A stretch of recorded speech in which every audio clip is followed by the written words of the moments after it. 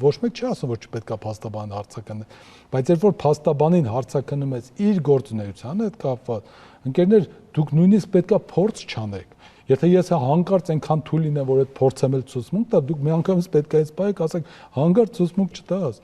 որովհետև սա պետության, իրավական պետության հիմքերից մեկն է, այսինքն դուք ո՞նց եք ուզում ստեղծեք այդ վիճակը, որ մարդիկ վախենան փաստաբանին դիմել, մարդիկ վախենան գնալ խոսք ասեն փաստաբանին, չվստահեն, հա, այսինքն հասկանում եք, չէ, այստեղ անձերով այլևս չպետք է պայմանավորված լինի։ Չպետք է այնպես լինի, որ այս փաստաբանը, չգիտեմ, կարողացավ ցուցմունք չտալ, այլ մի փաստաբանը չկարողացավ։ Այստեղ չպետք է նման բան լինի։ Պետք է այնպես լինի, որ պետությունը չի էլ փորձում մտնի այդ դաշտ, որովհետև գիտի չի կարելի։ Օրենքն էլ ոչ թե ասել է, որ փաստաբանը իրավունք ունի ցուցմունք չտա այս դեպքերում, այլ գրել է չի կարող փաստաբանը հարցակնվել որպես վկա այս դեպքերում։ Այսինքն ձեզ համար կոնկրետ արգելք է դրել, դուք այդ արգելքը շրջանցում եք, ընդ որում նորից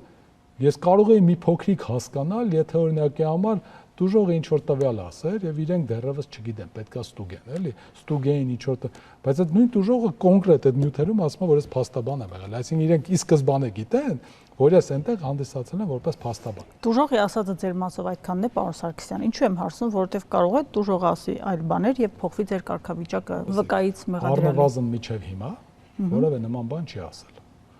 Մենք 8 ժամ եղել ենք առերեսման, ընդ որում ես եմ իրեն հարցակննել եւ այնպես եմ հարցակննել, որ իրեն ընդհանրապես հաճելի չէր, բայց որևէ նման բան չի ասել։